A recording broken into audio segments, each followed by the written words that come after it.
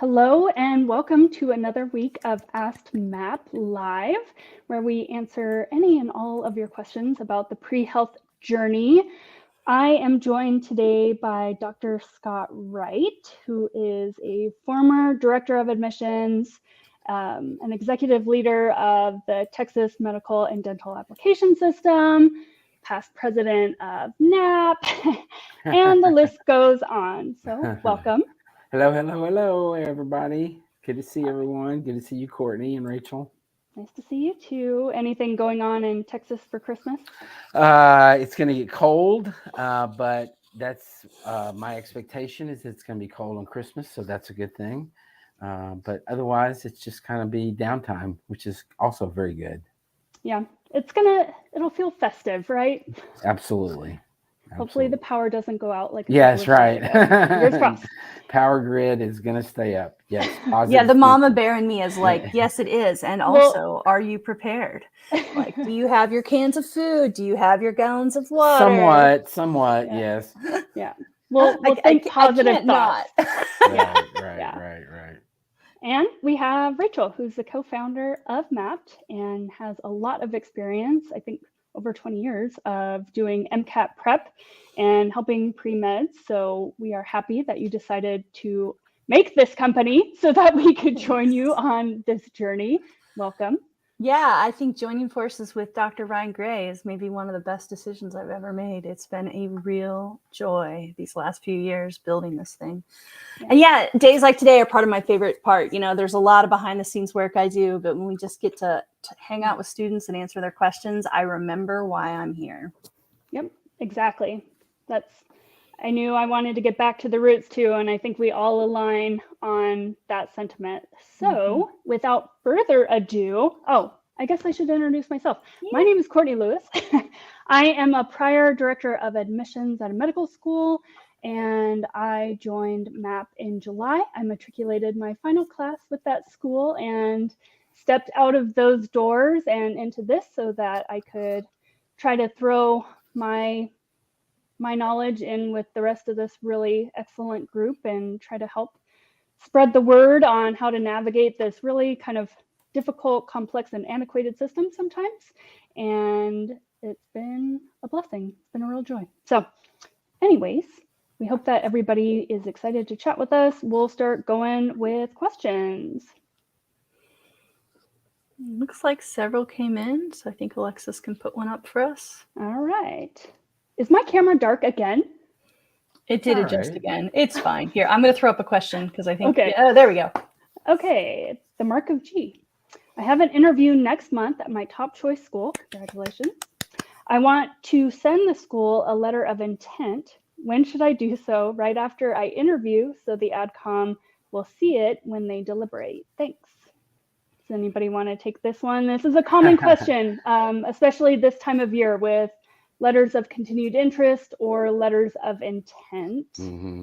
I'm not sure that I don't, as with many things, what we say is it depends on the institution, but I don't think that you need to, the mark of G, I don't think you need to have the expectation that the AdCom itself is going to see your letter of intent. I think that's more of a bureaucratic thing. The director of admissions or the dean of admissions will be looking at, the staff will be looking at that.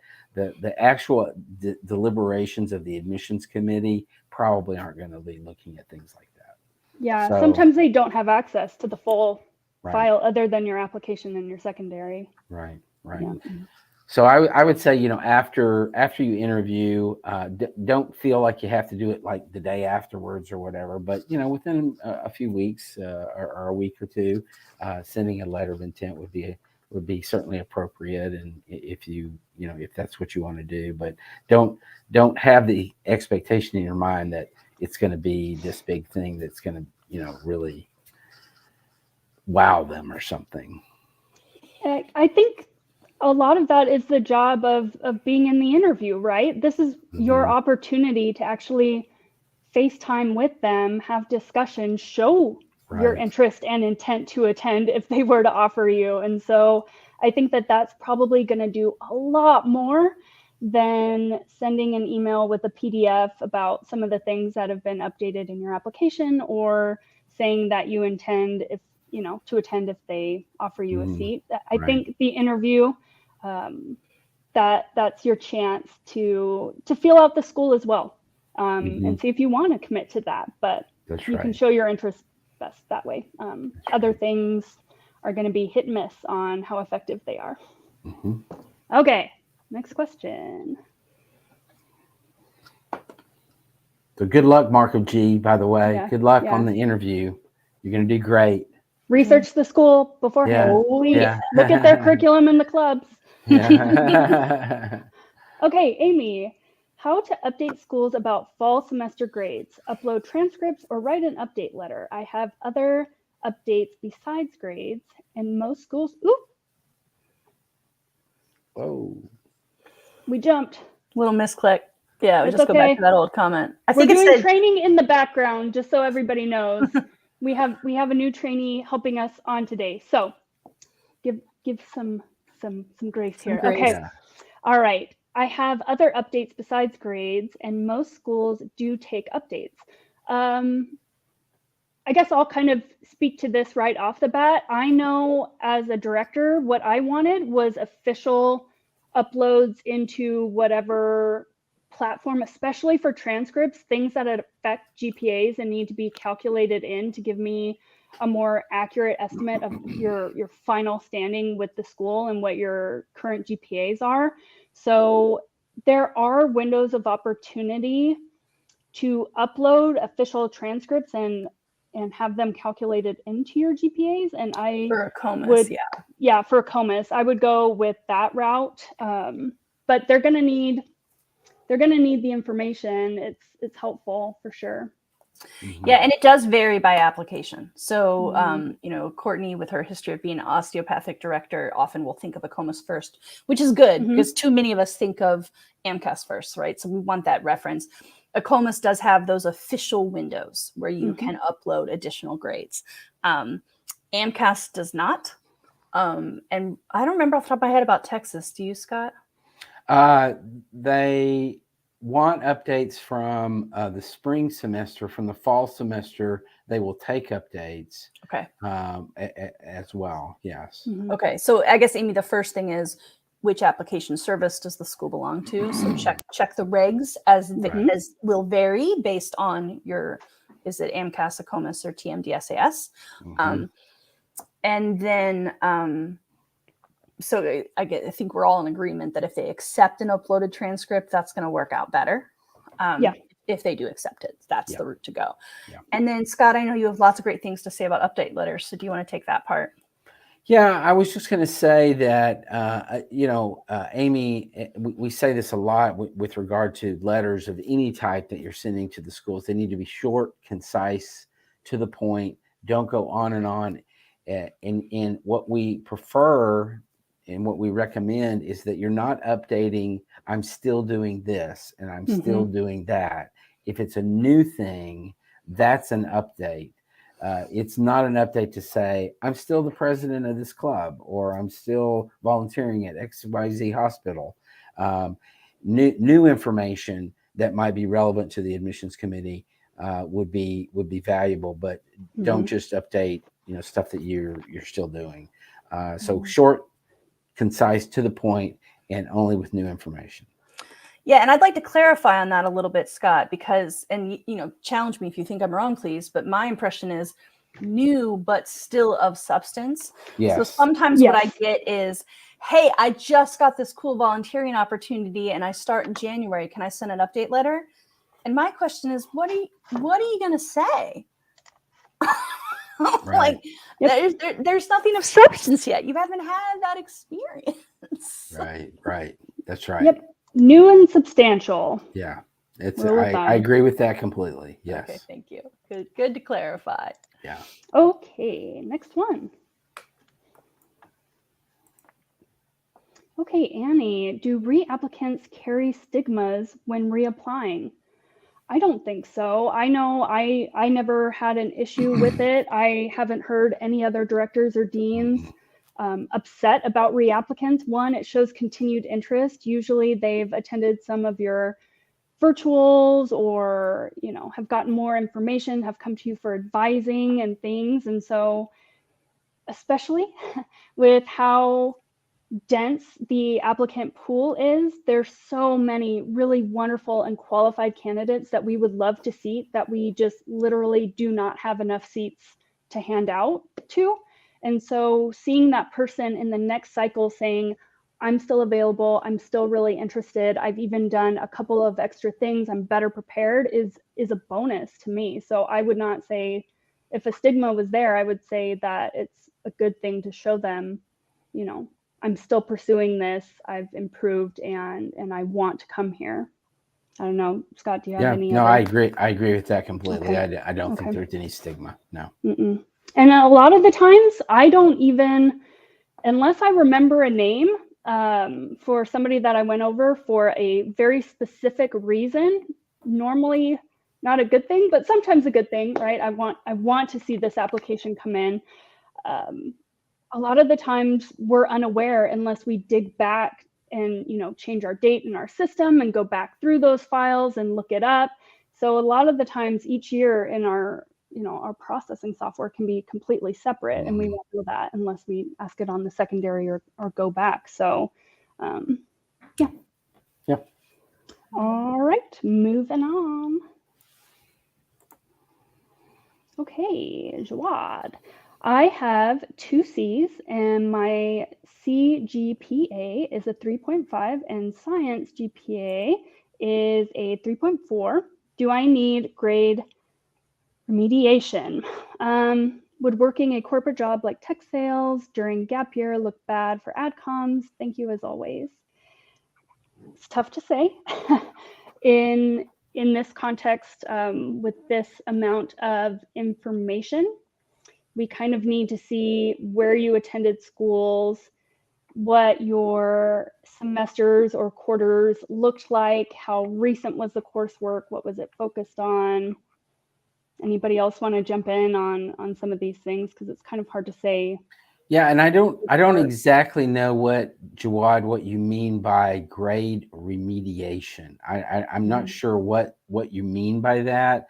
Keep in mind that the application services are going to, I think ACOMAS does this now. They average all of the takes of a particular class. Is that right, Courtney? All of them are included, yeah. Any grade that you receive. Yeah. Yep. So everything's included. Even if you retake a class, it's still included in the GPA.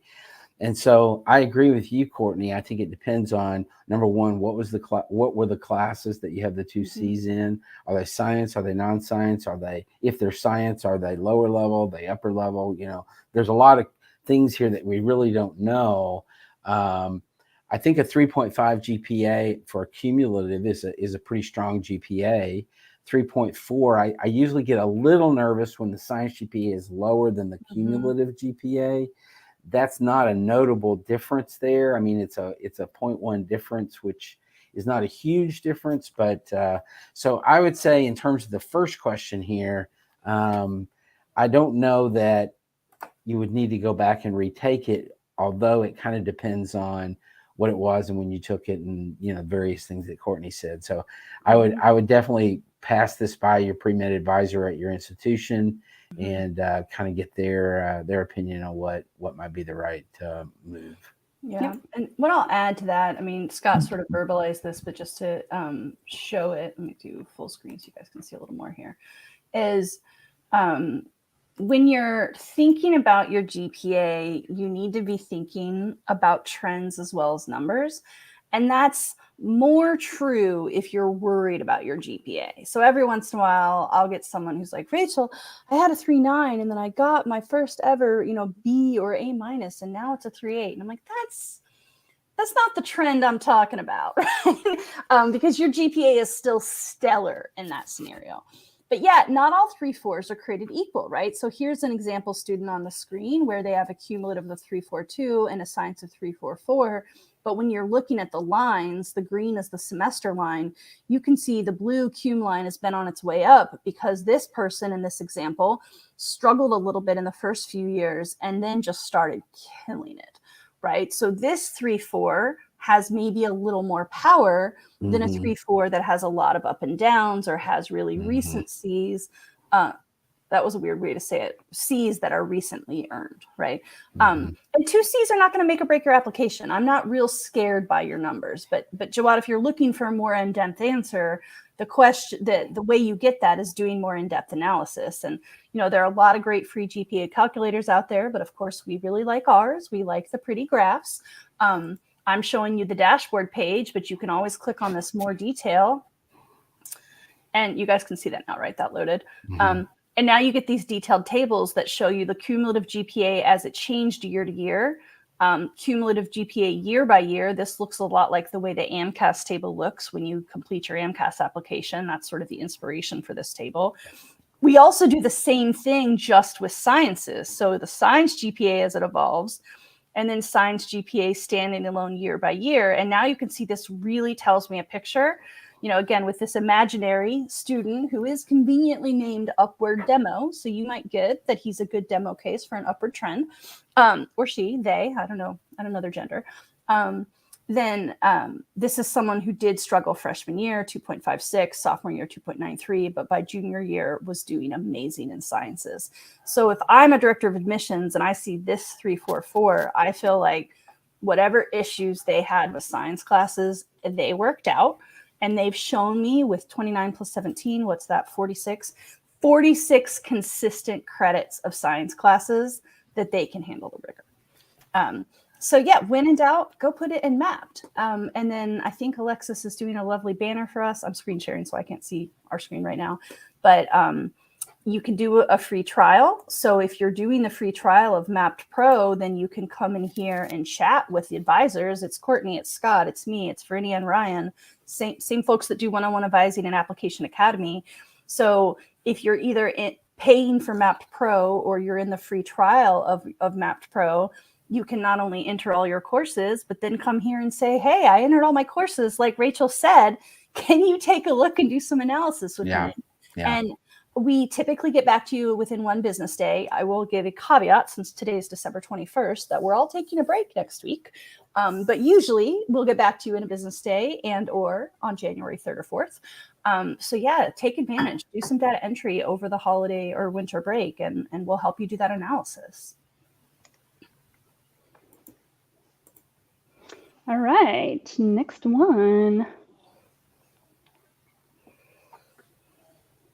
Okay, so next question is, my son's a senior in pre-med, prepping for MCAT in end of January at Chapel Hill, plans a gap year and applying this May. He is a certified EMT and plans to work as an EMT after graduation. What else should he do? This is a tough question to answer in isolation. This is one of the things where, again, going back to what Rachel just described, Mappd Pro or just Mappd in general is really helpful for this because we need more information. EMT work is great, but if that's the only thing and this is the only clinical experience that would be recent or robust, that may be problematic.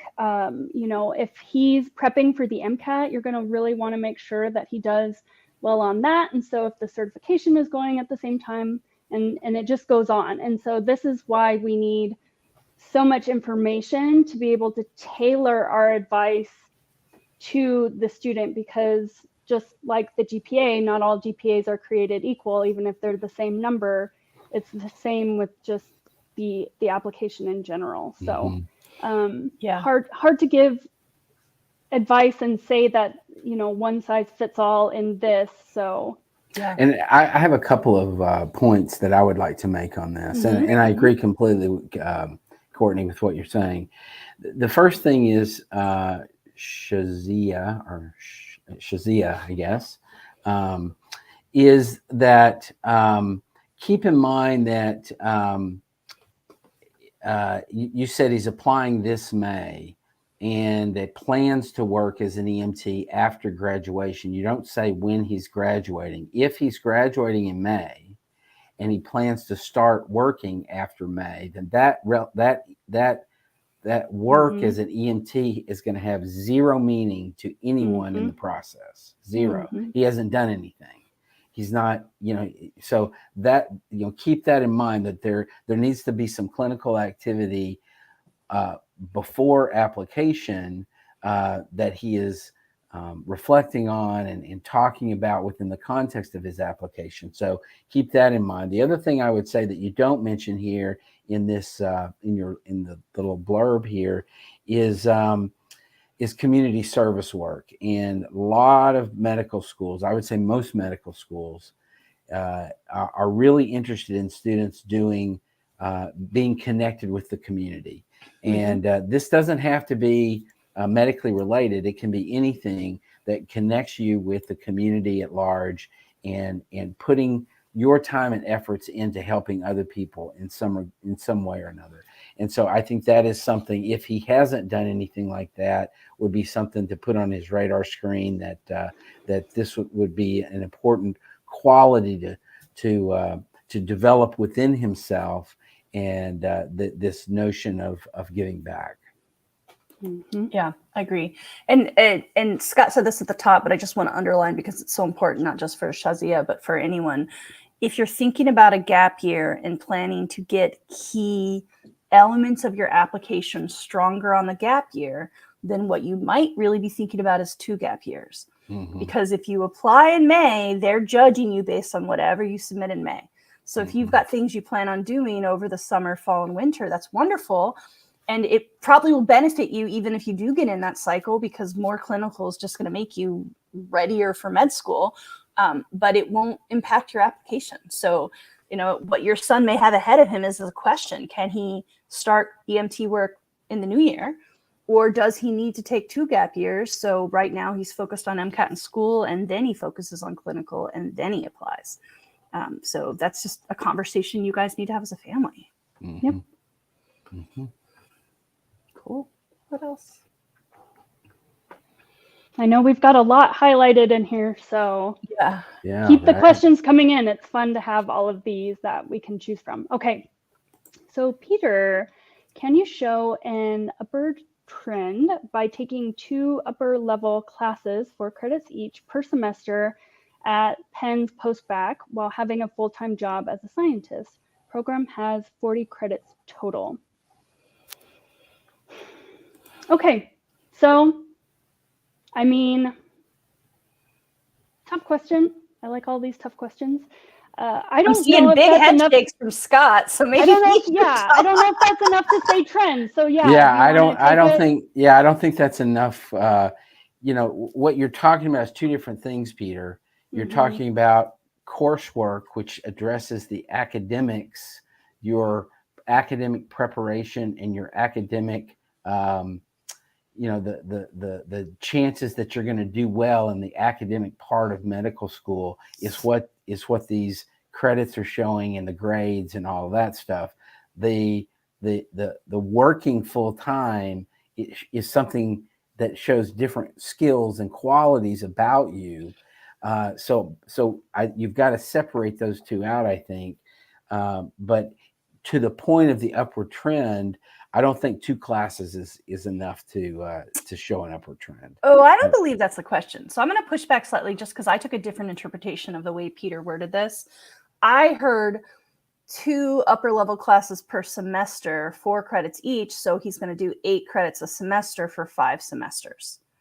So I think what he's asking is, does my upward trend have to be full-time per semester, or because he needs a full-time job to live and have a roof over his head and stuff? Yes. Do you think med schools would accept an upward trend that reflects part-time science? Yeah, I do think so. Yes. So, I'm sorry, Peter. I totally missed the nuance of the question. So thank you. I think as long as you're showing full time, because we'll be able to see both aspects and tie them together in a timeline, then yes.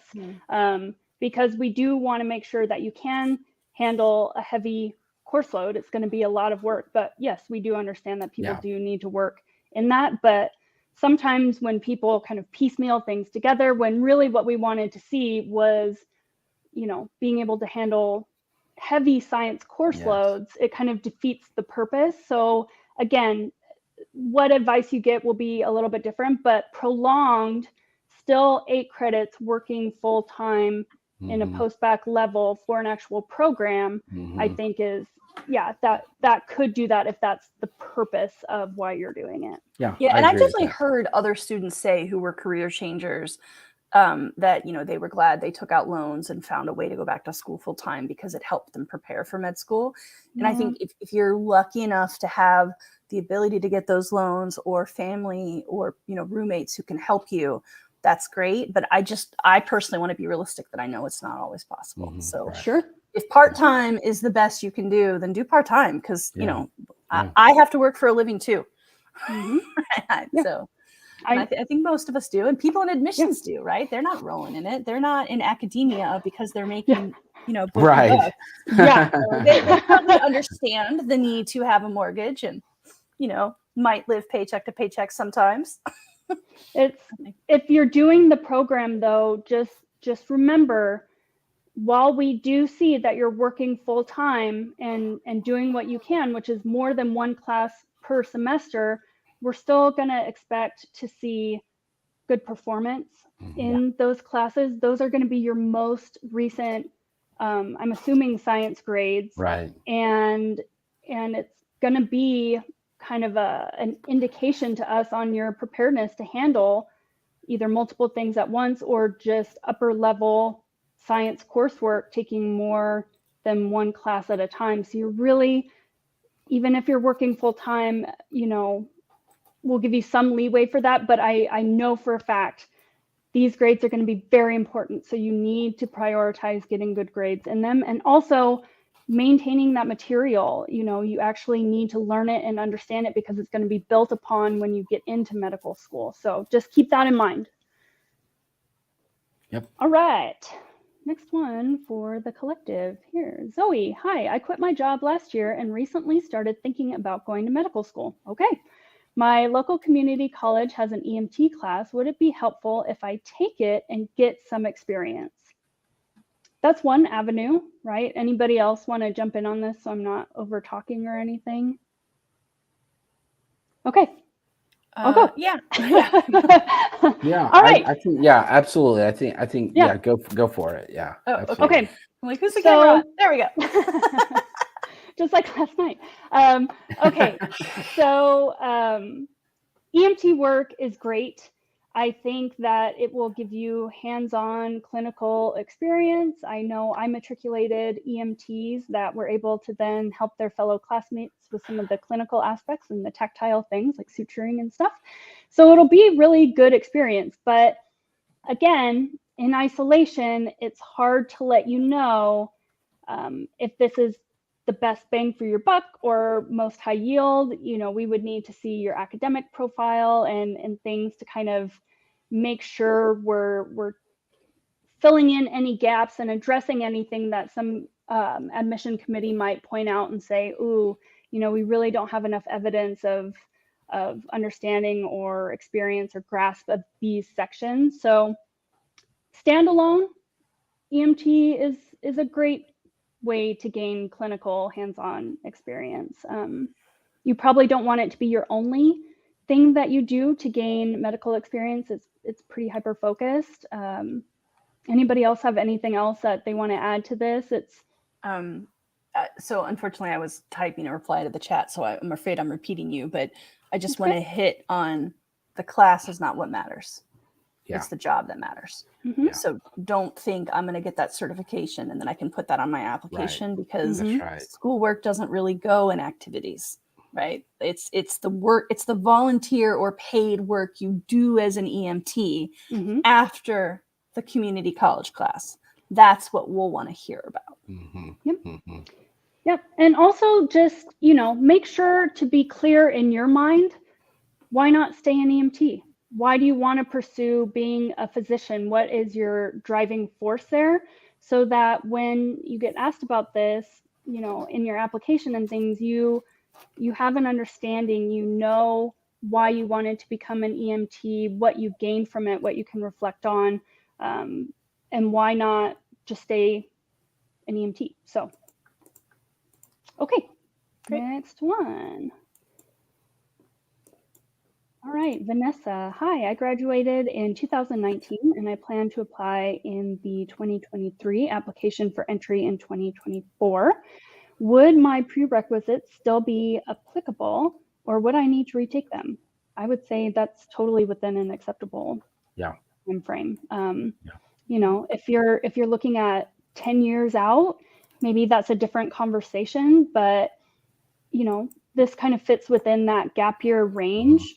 You're going to want, if you haven't taken the MCAT, please prepare for that really solid on that, because they may see, you know, if you don't get as competitive of a score, they may assume that there's, you know, maybe some of the material hasn't been retained as much as they would like to see evidence of. So just know that there's kind of thought processes like that go on, but this is well within the current or recent coursework that we like to see.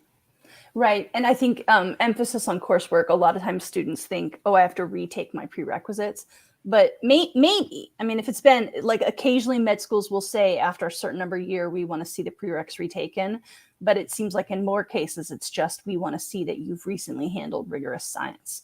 So, you know, rather than retaking Bio 1, maybe you're taking some cool upper level bio classes that interest you, like, you know, physiology or genetics. And in your case, I don't think you need to, Vanessa, but just for anyone, again, I always try to think about the bigger learnings beyond the question. It's not always the prerequisites. It's just more about, can you show us you can still handle science? Yeah. Well, and be honest with yourself too. Do you feel like you should retake the prerequisite courses to have a fresher foundation before going into things? Because once you start med school, if you do get in, it doesn't stop, and it builds upon all of that foundational material. So if it would be worth it to you and you feel like you would go in much better prepared with, you know, having retaken these, by all means, do it. Be honest with yourself. It, you know, you can fit these into a couple semesters and put yourself in a better position going forward, but you don't have to, most likely, as long as you got a C or above in those classes. Yep. Okay, next question. All right, Caleb. Hi, thanks for taking our questions. You're welcome. I have a traffic misdemeanor for careless driving. Ugh, are you from Texas? Okay. From a car accident. What is the best way to address it? And will it take me out of the running at many schools? Scott, I'm actually going to get your take on this because I know different schools have different kind of views on these things. Yeah. I mean, so number one, this is something that you would want to declare in the application.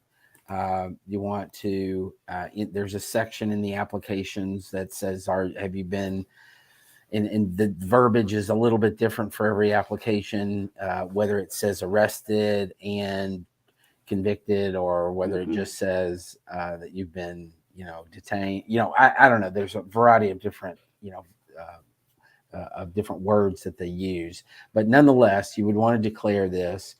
And you would want to describe the situation in a very concise way so that you can quickly move on to exactly what you learned out of this situation. What, you know, how are you different having gone through this? What have you learned about yourself in by virtue of this thing that happened? That's the way to address it. Own it.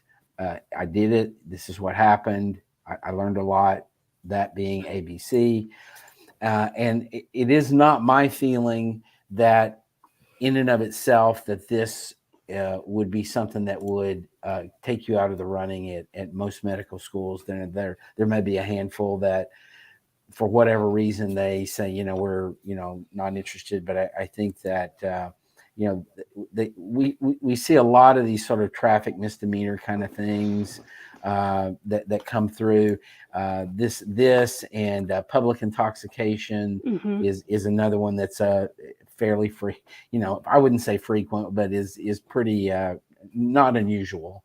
And in addition to a variety of other sort of what I would call sort of low level kinds of things. So I wouldn't, Caleb, just to encourage you, I don't think that you should worry about this necessarily. Now, having said that, what are the options really? I mean, if you think about it, does this mean you're not going to apply? So if what if it does take you out of the running at one of the schools that you're applying to? I mean, what do you do with that? You have no decision there. You still want to be a doctor? You still want to move forward? You're still going to apply. You're going to declare it. You're going to address it in the application as I've suggested. And then if a school decides that they're not interested in you because of this, then that's their choice. They can do that. And you have to just move on and say, okay, that is what it is. So, I think a lot of times what you guys as pre-med students do is you overthink this so much. Boil it down to exactly what is happening here. And that being the idea that you don't have a decision here. The only decision you have here is you're going to declare it in your application. That is it. That's your entire decision process there. Then the medical schools, you have to let them do what they're going to do. And whatever they're going to do, you have no control over that, other than what you've said in your application about the event. Yep. Yeah. You definitely want to disclose it, though. Yep, That's absolutely. And as someone who is a former speed demon I had to get an insanely stupid amount of tickets before I learned my lesson. You might grow out of it. Just own whatever you did wrong. Remember that you've got other people's lives in your hands when you think you're just in a hurry. Yeah. And I think, from the discussions that I've heard for things that show up on criminal background, some speeding tickets, that's why I brought up Texas, right? That's a misdemeanor. While in other states, that's not a misdemeanor. Exactly. So we do try to be equitable. Ownership, as Dr. Wright said, is very important. What did you learn from it? Don't try to blame somebody else for this or shove it off and try to not give us any details. We want to know that there's been maturing and kind of resolution to this. Another option would be to look at expunging it. Not everybody has that option, but maybe look into it. Okay. Yeah. Next question. Okay, Angelica. I'm currently in the process of applying to an SMP, and one of my teachers I planned on receiving an LOR from has disappeared. Okay. How do I go about obtaining letters of recommendation, exhausted my options? This is tough. Yeah. Well, so one thing I would say here is when you say the person has disappeared, I mean, I want to know more about what that means. If that means you're sending them emails and they're not responding, then get up, go out your front door, walk to their office, actually show up in person and try to find them. Sometimes they get backed up, especially at the end of the semester, on emails and stuff, and maybe their voicemail is full, but you make the effort to go and find them in their lab, go and find them in the, stand outside their classroom door if they're still in classes and wait for them to come out and say, hey, I'm, so-and-so and, whatever. So don't just depend on email. She has an update, actually. She said that good. he's no longer at the university. Right. But okay, with a lot of respect, Angelica, you have Google, right? He's somewhere, right? Like, get a little politely stocky. Do not show up at his house or his church. But it is okay to try to track him down at his new job. Yeah. It is okay to try to track him down on LinkedIn. He might be looking for another job and have a resume out there with a personal email. If it's on the public internet, it's fair game. Well, and another thing to kind of think about is maybe there's a reason that they're doing it because they don't want to be upfront about not wanting to write it for you. And then in that case, that's not going to be a very strong letter and you don't want it. Good point. And so just because this is the person that you planned on getting a letter from doesn't mean it's your only science professor. Maybe you didn't build a rapport with these other ones that's as strong or not have as much face time, but it may be a better option for you to go and explore those and say, you know, I took your class 3 years ago. I enjoyed it. These topics, I know, you know, I didn't attend office hours. I'm pursuing a medical education. Are there things, can we meet? Would you be, you know, potentially up for writing a letter of recommendation for me? I need to have science professors submit them, you know, and feel out options that maybe you hadn't planned on, but they're there. You took science courses, and sometimes chasing somebody down is kind of an answer to you. Yeah, that's a good point. Yeah, I agree with that. It sounds like in this case, it's like the emails are going into a black hole as opposed to being ignored. But you're right. I think you do have to be, sometimes silence is an answer. And then, I guess the other thing I would offer is you're saying teacher, but go back and read the SMP fine print on what the letters of rec are.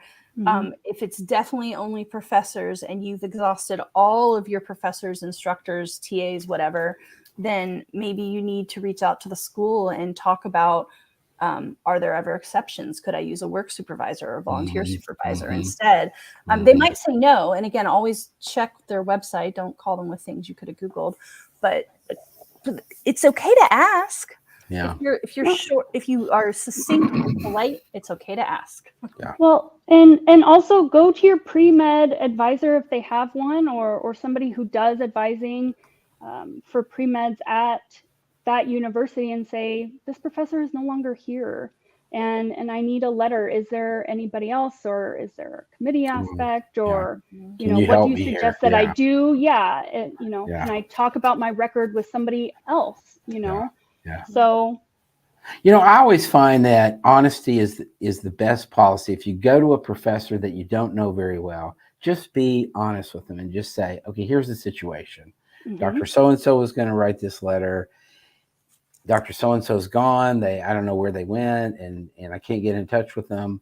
And just say, I'm in a tight spot. I know that you don't really know me. I was in your class 2 years ago, but, and then as Rachel said, you know, can I meet with you, or can I, you know, do this and make this? Just you know, don't try to figure out a weird way to do it. Just be honest and say, here's the situation. You know, are you willing to help me? Radical candor, friends. It's amazing. Yep. What I often think of, and I'll credit our dear friend and co-founder Ryan Gray, is sometimes I'm hemming and hawing about a conversation, and I'm thinking through all the if-thens, and what if I say it this way and then I offend her, or what if I don't say the right thing and don't show enough appreciation to them?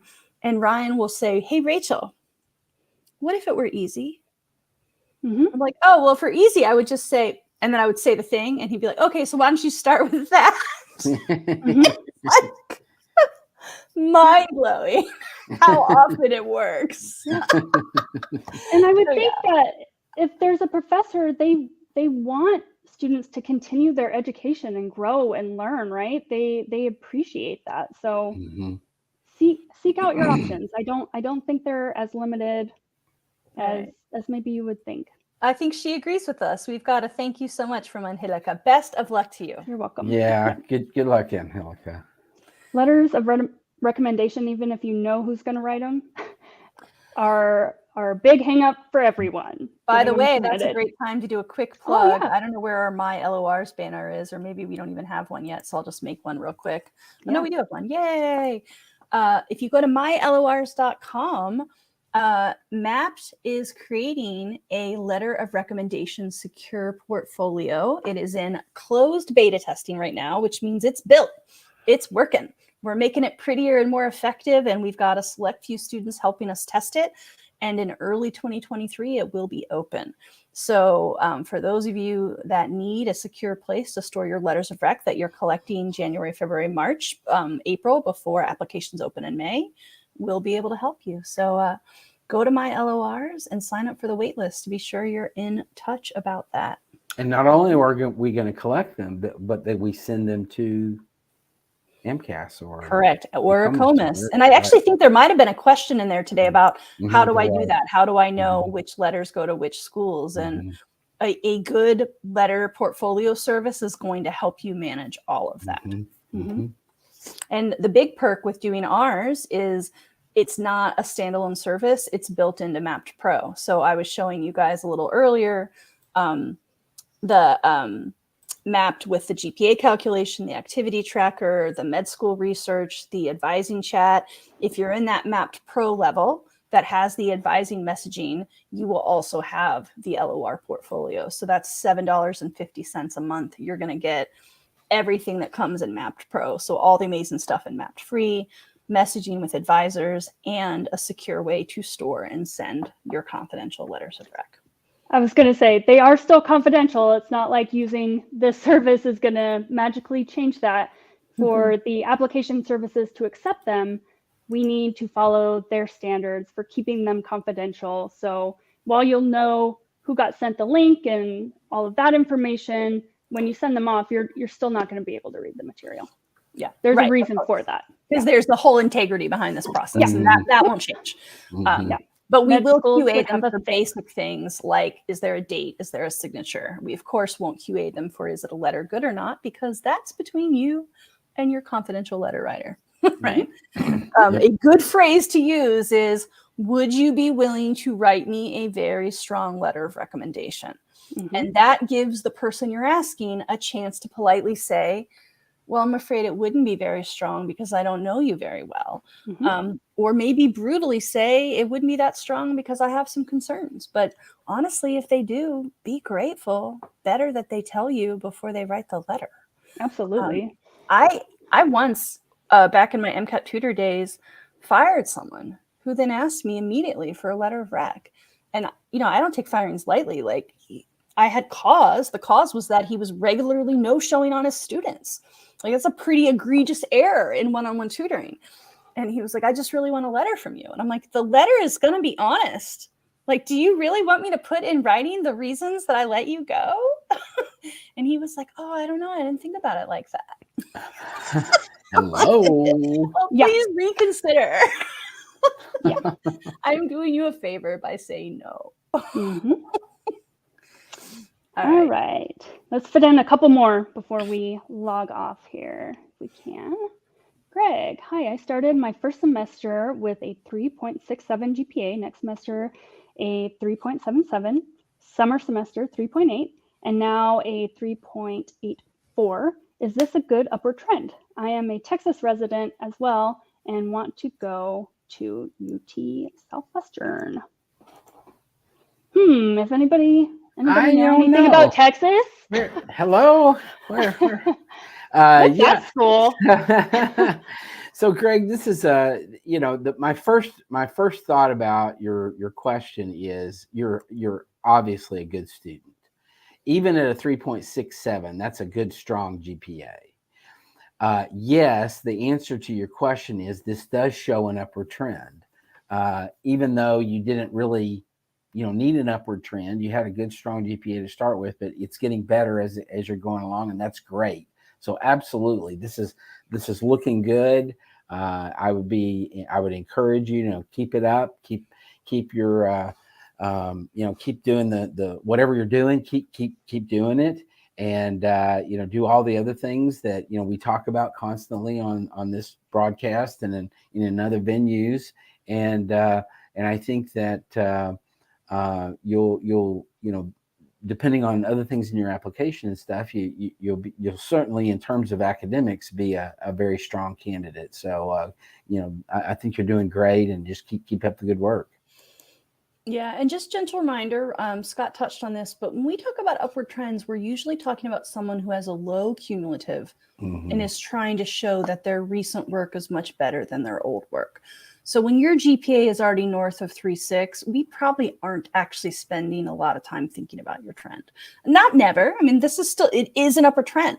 It's just that when someone says I have a 3.67 cum, or these numbers combined are probably going to make a 3.7-ish cum, right? Depending on the number of credits you had. Like, I probably wouldn't even ask about a trend, right? I'm more likely to ask when the number's 3.2 or 3.4, where I just want to see, is this where I got a lot of B's recently, or is this I got a few C's freshman year and now I'm killing it? Right.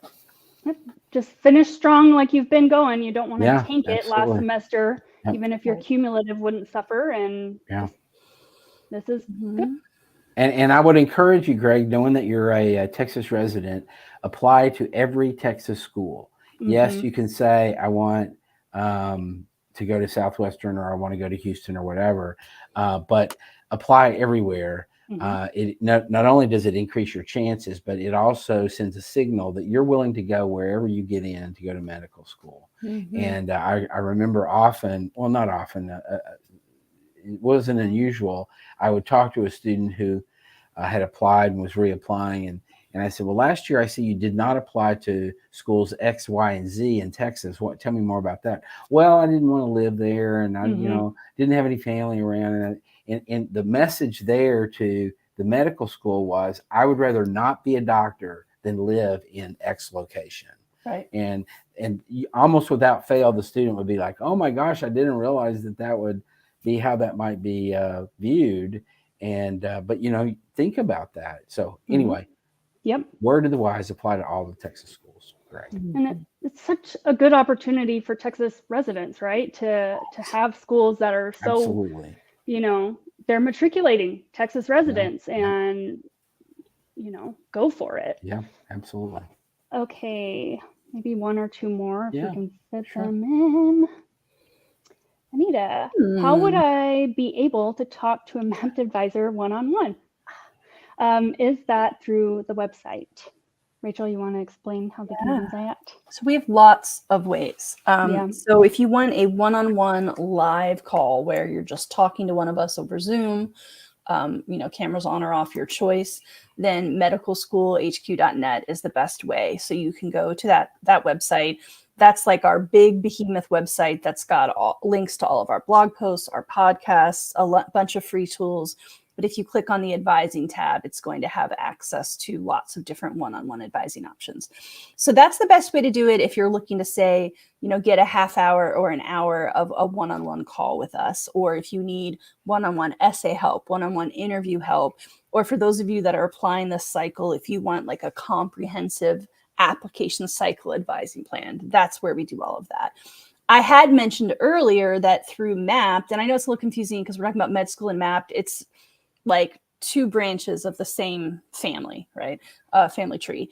The same advisors that do one-on-one medical school HQ advising are also in Mappd messaging. So if you're not ready to make that more substantial investment in one-on-one live advising, you can sign up for MappdCon. You get a free trial of Pro, which includes messaging with us like over chat, and we typically respond within about a business day. Holidays and weekends accepted. We're going to be closed next week, the last week of December. But after the trial ends, it's $7.50 a month. So that's a really high value, low cost way to have access to an advisor if you are okay with typing short, succinct questions and getting an answer back in a day. If you're going to have really long questions, lots of context, lots of immediate follow-up, then the live sessions are going to be better for you. But if you can deal with, the messaging being a day or so between responses, for $7.50 a month, like it's a good deal. Yep. One more? We got time for one more? Let's do one more. Let's wrap it up. Kevin Fun. Haven't gotten any interviews yet for this cycle and feeling sad. I don't know what to do from here. This is a struggle, and we've been actually having quite a few sessions about it, and we're very familiar with this chunk of time and what kind of stress it is, and how deflated it can make you feel. But there is sometimes a silver lining, and there's ways to kind of navigate it. Right off the bat, maybe what we could identify and help you out with. And the cycle's not over yet, but we do have, people that are having to shift their mindset, saying, okay, maybe I'm not going to be successful this cycle. What do I need to start thinking about? Or, am I ever going to achieve this? But yeah, go ahead. Dr. Wright. Yeah, I was just going to say, Kevin, was it Kevin? Yeah. Kevin Fun. Yeah, Kevin. Yeah, right. Kevin Fun. So Kevin, a couple of suggestions that I would have, depending on where you've applied, reach out to admissions offices and ask them if they'll do a application review for you. Mhm. Some schools will not do that. There are some schools that will do that. And they will point out the weaknesses, what you can do to improve for a future application. So reach out to some of the schools that you've applied to and just say, can somebody sit down with me or talk to me just a little bit about what I can do to improve for a future cycle.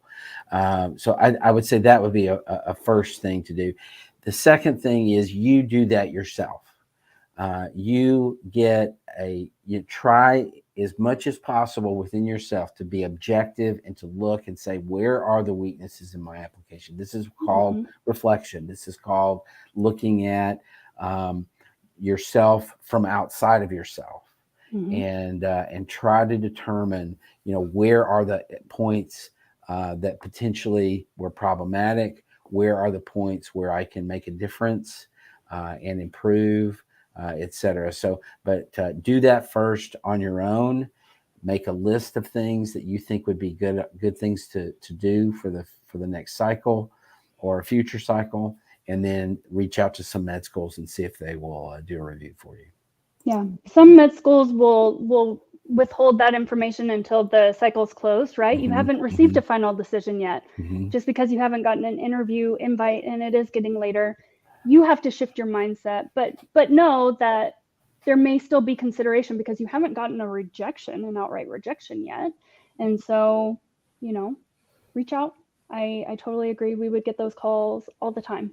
And they pull up your application, they can see your status, and they can let you know kind of how to move forward from there. And then if you need or want more help, we are always available. And we do this kind of advising, guidance, deep diving, and kind of navigating this part for thousands of applicants. So while it's not the best and easiest place to be right now, a lot of the times it just takes a couple of cycles to get in, and it you may be doing everything right, and it's just the applicant pool is more than they can see, or there could be things that just finessing a little bit or tweaking here and there would really make a big impact. So once you've looked at it, once you've talked to the med schools and you have all that information, do what you can, address it. If they give you feedback, make sure you follow it, because if they're going to be upfront,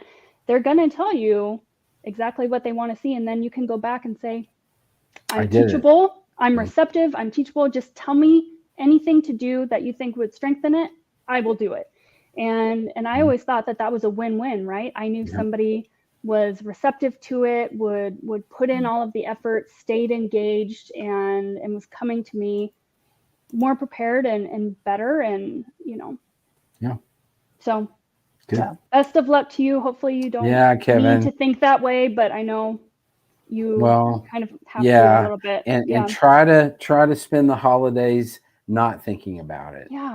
Take some time off. I know that's difficult to do, but try to just enjoy some time off.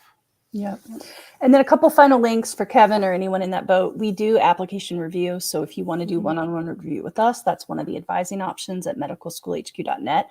Also some free ways to get help, right? So the link on the screen right now, medicalschoolhq.net, is going to have a link to where you could purchase one-on-one advising with us. But if you go to applicationrenovation.com, that's a free YouTube series where brave souls have agreed to let their application be publicly analyzed.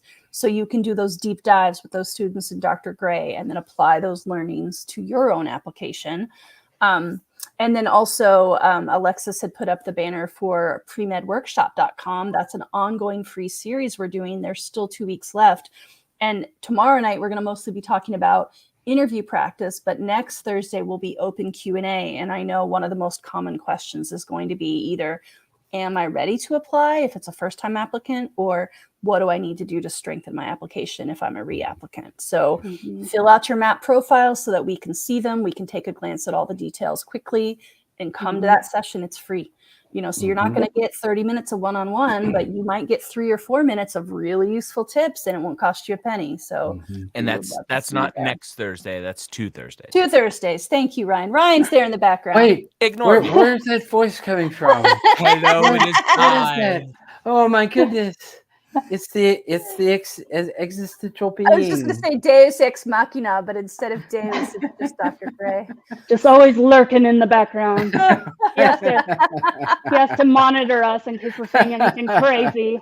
All right. Well, thank you for joining us. Hopefully this was helpful. We love chatting with you guys and wish you the best of luck and happy holidays, no matter what you're celebrating.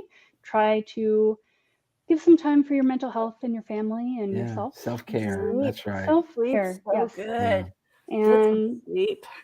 And join us on our multiple platforms where we share information, answer questions, and we will see you soon. Bye, everybody. Bye.